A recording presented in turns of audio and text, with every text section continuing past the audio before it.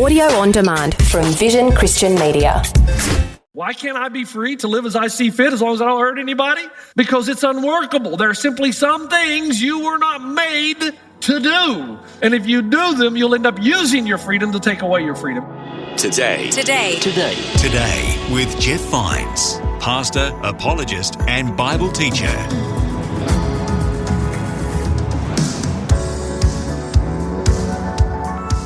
Hello and welcome. This is Today with Jeff Vines. And in this episode, we'll hear a message in the Questions series as Pastor Jeff addresses questions from his church community.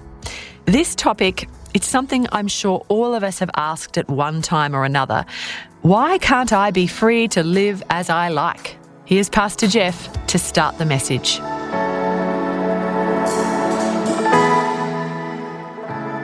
Turn in your Bibles, if you would, to Matthew chapter 11, verse 28 through 30. Two verses, three actually, just filled with all kinds of wealth for us, especially determining today's topic and trying to sort our way through and navigate some difficult issues. We're in a series called Questions, and we ask you to write in and to frame your question in questions my friend would like to ask the church or the pastor.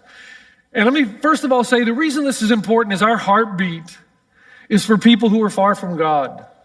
We feel it's the call of God on our lives to be ambassadors and to go out into our world and not just to preach at people, but to take them by the hand, one life at a time, and help them on their spiritual journey, that those who are far from God would come near to God. So everything we do, every decision that we make, every dime that we spend in this church is related back to, are we helping people far from God come near to God? Now, would you like to guess what the number one question? All right, we had a lot of questions, but what is the number one question that kind of came through the other questions? There's a common chord kind of intertwined between every query, and it's related to this truth right here.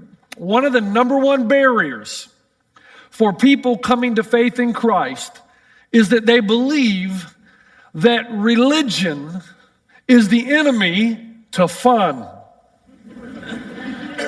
Right? Why would I ever want to become a Christian? Because at that point, all fun ends. The philosophy of fun in the Christian worldview is no fun at all. In fact, here's the way the question is worded. It's related to that philosophy of fun. Why can't I be free to live as I see fit as long as I don't hurt anybody? Okay, why can't I live as I see fit, as long as I don't hurt anybody? Now, before I approach this from the passage and Jesus' own words, let's first of all look at this from a philosophical or pragmatic point of view. Does this work just in everyday life? Not that Jesus isn't pragmatic, but let's first take just a good look at the question itself. Here's the problem. Number one, why can't I live as I see fit as long as I don't hurt anybody? Because it's unworkable, because there are times in your life when what you want to do is in conflict with something else that you want to do.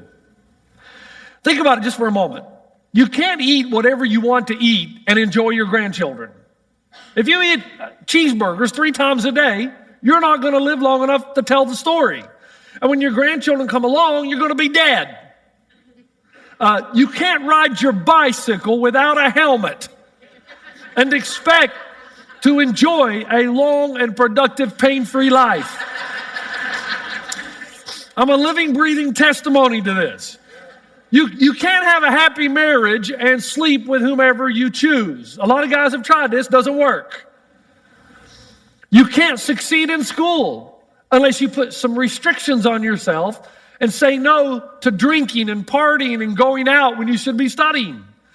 You can't have good relationships, good friendships, unless you're restricting some of your impulses or movements. You can't be a great athlete if you don't restrict your diet and increase your level of exercise. The point is, this whole thing about I can do whatever I want as long as I don't hurt anybody, why can't I do that, is because life just simply doesn't work like that. A livable, happy, fulfilling life includes accepting enormous constraints on your life. So you can't do whatever you want because your wants will often conflict. In other words, you can't both ride a skateboard on the 210 and live. You can't do both. You're free to do them, but what you'll find yourself doing is using your freedom to take away your freedom. If you're dead, you're not really free to do what you want to do. Now, here's where the objection comes in when I have these conversations at some of our university campuses. Somebody will say, "But wait a minute, Pastor Jeff, these restrictions or restraints are the ones I've chosen, so that still makes me free by today's definition of freedom, because I'm still doing what I want to do."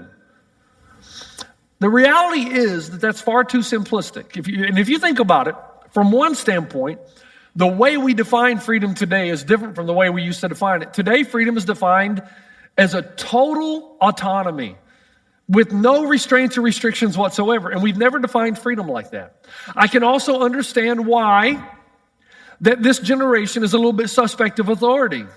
Think about it. They've grown up in a world where leaders have constantly lied to them, coerced them, manipulated them. So of course they're suspicious of some authority coming and saying, "We think you ought to live this way."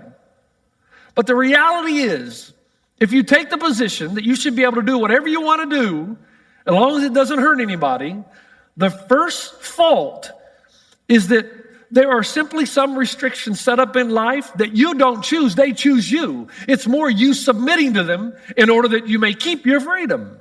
Again, you're free to smoke like a chimney if you want to, but when you get COPD in your later life, which you will get, then you'll realize you've used your freedom to take away your freedom. Look, I'm 52 years old.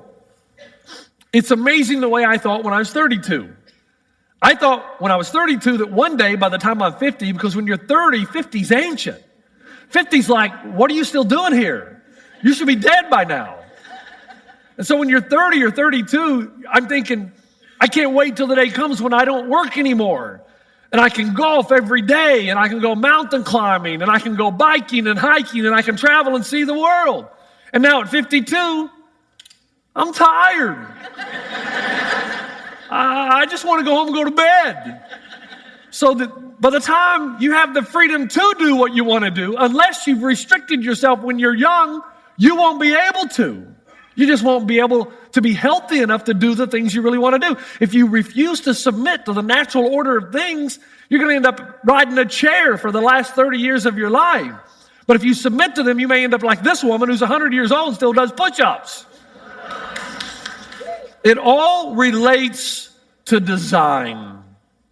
What were you designed to do? And if you work within the design and you know the designer, that's where true freedom exists. It's like a sailboat. A sailboat's meant to sail on the open water at high speeds. But if you take the boat into shallow water and you face it in the wrong direction toward the wind, disintegration will set in. It will capsize. It will find itself floundering on the rocks. That's why I've said that if you violate the design, whatever it is in any area, disintegration will set in. And I read this passage a few weeks ago out of 1 Corinthians 6:18. Flee from sexual immorality. All other sins a person commits are outside the body, but whoever sins sexually sins against their own body. What's the point?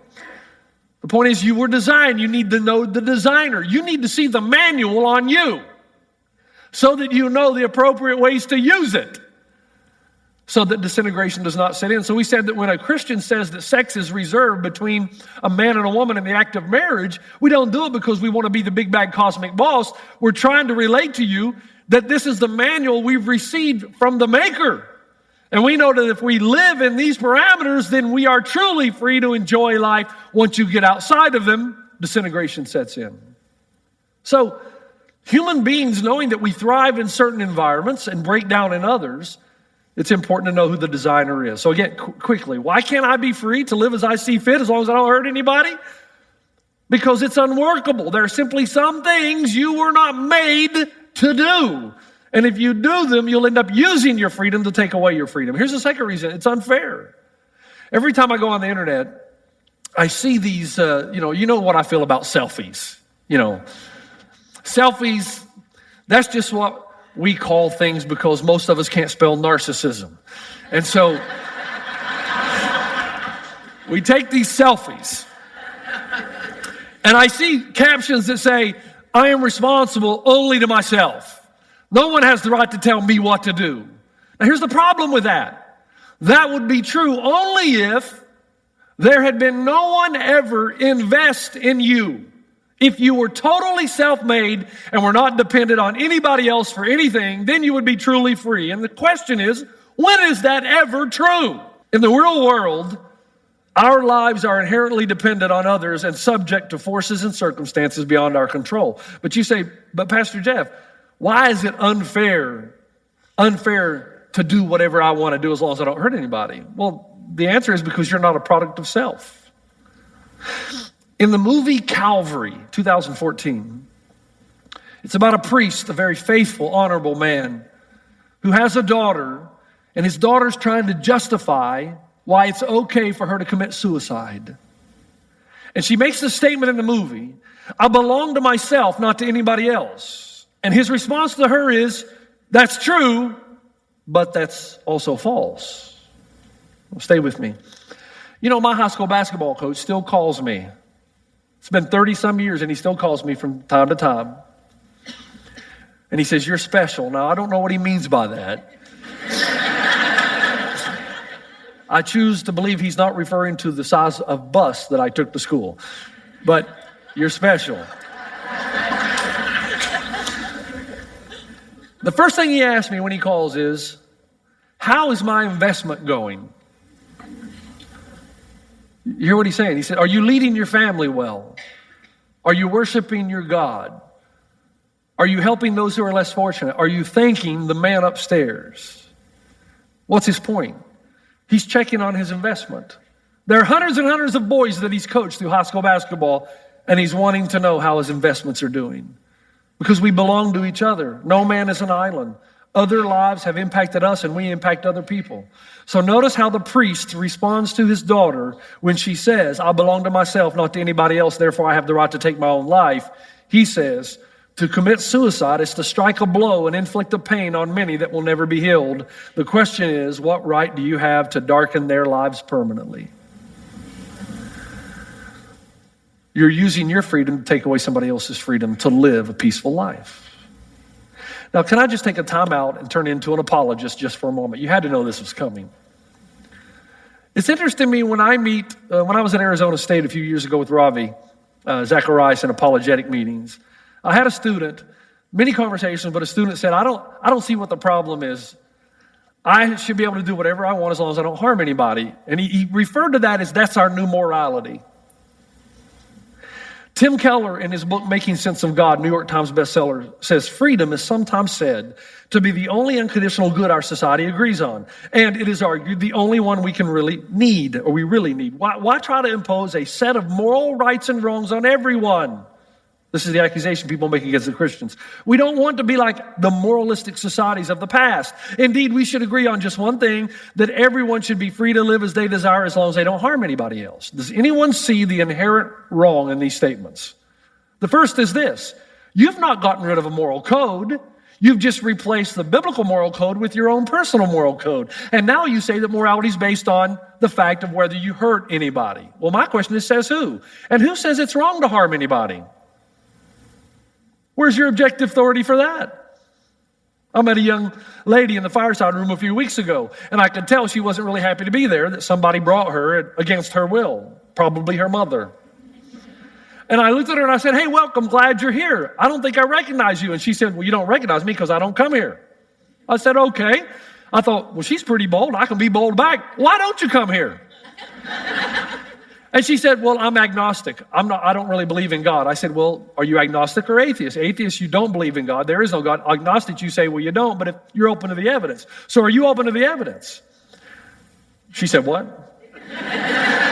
So I can tell she hadn't thought this through. She goes, well, I don't come to church because I believe everybody should just be able to do what they want to do, as long as they don't harm anybody. And I said, okay, fine. Now tell me your definition of harm and give me your objective source, so that whatever you believe is what I should believe. Or is harming somebody based on everybody's feelings and emotions? Who determines what hurt is my question. Is hurt physical, or does it include emotional and psychological hurt? Because if it does, that means if you cheat on your husband, that should be morally wrong, because you will hurt him. We know now that when two people are divorced, that kids aren't as resilient as we used to think in the 70s, that it does impact the kids. Now, I'm not here to make you feel guilty if you've been through a divorce. It's life and living. I'm simply saying, by those standards, that we should be able to do whatever we want as long as it doesn't hurt anybody. My goodness, everything we do hurts somebody. So it's not as morally free as you're trying to suggest that it is. The system of morality only works if we all agree on what constitutes harm. And how can we know what constitutes harm unless we define what good and thriving living is? And how can we define what good and thriving living is unless there's an objective source somewhere, a God, to tell us how we were designed and what works and what doesn't work? It ties back to those 4 questions of origin, meaning, morality, destiny. You have to know the designer to know how you're designed, to know what harms you and what does not. It can't be subjective. So it's hypocritical when I meet someone that says, well, I live by my own moral code as long as I don't harm anyone. So what you're doing is you're forcing a new morality on me. And that's the thing you're complaining about, the Christians, that they force their morality on you. There's a fundamental problem in America. We claim as though morals are subjective, that right and wrong is determined by each individual. But we don't live that way. Think about it. What is the number one protesting university in America?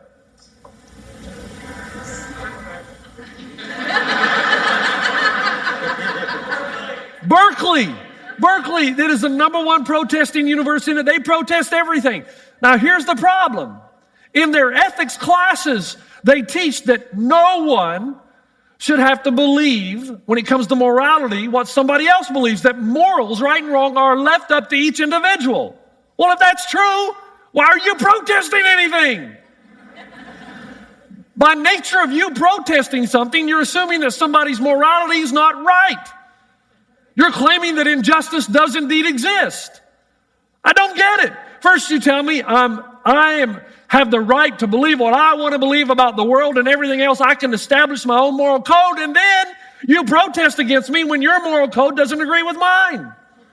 See, we claim it, but nobody lives that way. Why can't I be freed to live as I see fit as long as I don't hurt anyone? Number one, it's unworkable. There are simply some things you're not made to do. Number two, it's unfair because it denies the reality that people have invested in you, you've invested in others. 3, it's unimaginable because we're never going to agree on what hurt is. As a matter of fact, think about it.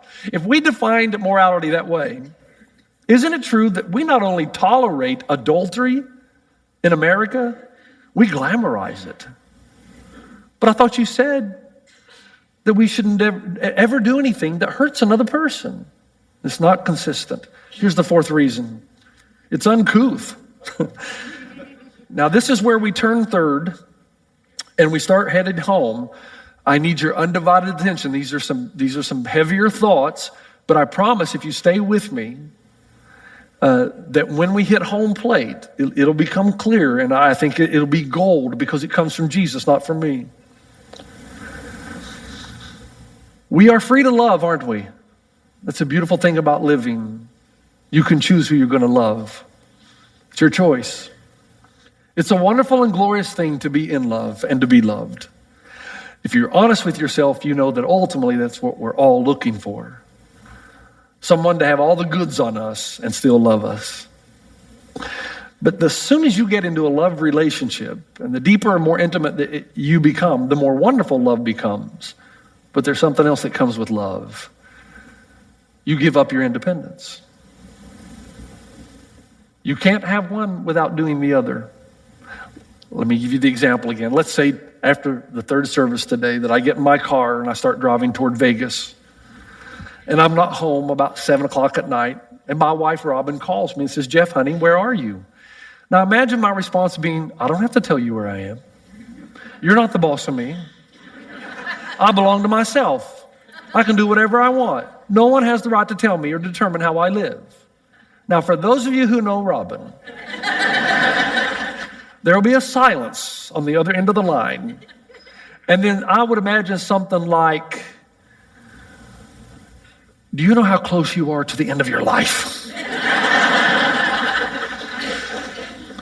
You know what I'm saying? You can't be completely free the way we want to define freedom, total and restriction, and simultaneously be in a strong love relationship. In marriage, if one or both parties say or act like, hey, me first, my needs first, it's about me, then the relationship ultimately will struggle and die. But if there's mutual submission, where both parties habitually say, you know what, you first, sweetheart, I will adjust for you. I'll sacrifice my needs to meet yours. If both are doing that, then there's no exploitation. And there's a relationship of great richness that is in store the more you grow in love. Now, here's the key to this message. The mutual sacrifice of autonomy leads to a wonderful kind of liberation that only love can bring. Bring that up there again. The mutual sacrifice of autonomy, in other words, I'm giving up my autonomy, you're giving up yours, leads to a wonderful kind of liberation that only love can bring. How can that be true that by giving up my freedom to do whatever I want to do, that I end up finding that I'm incredibly liberated? And how do we know that only love can bring that kind of liberation? Now, stay with me. This is where you got to walk with me through this. When I was younger, for most of my life, the most free that I felt during a weekend is on Sunday night around 7 o'clock. For about a period of, say, 12 hours, I felt incredibly free. Here's why. Because for the first years of my ministry, my significance, my self-worth, my self-esteem was all tied to how well I did on the weekend. Okay? So if I walked off the stage after a weekend and I went home and I felt I had done a good job, then I felt valuable. I felt that my life had purpose and meaning. And so for those few hours, I was no longer trying to get those kind of things from things that were never meant to deliver them. Or was I? See, pastors fall into this trap as well. So my hope, my purpose, my significance, everything was tied to my job. That's a horrible life to live, because I would only have a few hours of peace until Monday morning came, and guess what happened? It all started again. And then as I got older, things changed. I fell deeper and deeper in love with my wife. And then I started to notice that this may be a deposit, or kind of like an installment in a greater capacity. Because I noticed that the more I fell in love with my wife, the less I needed everything else in the world that I thought could give me the things that only my wife could give. Because she would love me unconditionally.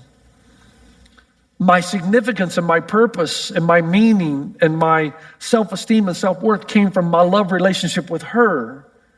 And yet still something was missing, but I was getting closer. You see? So now, because I had in my relationship with my wife the things I was looking for, the things that we're ultimately all looking for, what happened is I started to experience the things that previously I had used as a means to give me self-esteem, self-worth, value. I started to use those more in an appropriate fashion. My relationships take on new meaning too. I don't use people and my friends as a means to an end. I actually invest in them because I don't need to get out of them what I used to had to get out of them. Now I get that out of my wife and kids, so I actually treat them well. And my hobbies take on new meaning. I don't play golf to show all my friends I can beat them. I don't need to win at golf to feel like I have value, that I have self-esteem and self-worth. Now I actually enjoy the game. I enjoy the game now more than I ever have because I'm not misusing it and expecting it to deliver something that it is impossible to deliver. You've been listening to Today with Jeff Vines. Thanks for joining us. Next time, we'll bring you the rest of this message from Pastor Jeff. Our society's in trouble because modern people are in complete denial that we are all driven by something, and thus every single one of us is in a slave-master relationship. Everybody has a master, and everybody's slave to something, and it's the thing that you think is going to deliver your self-worth. You can listen to more messages like this. Just search for Today with Jeff Vines wherever you get your podcasts. You make me wanna dance and sing with every single breath I breathe. I will bring this offering. You are my wonder, you with Today. Today with Jeff Vines. Thanks for taking time to listen to this audio on demand from Vision Christian Media. To find out more about us, go to vision.org.au.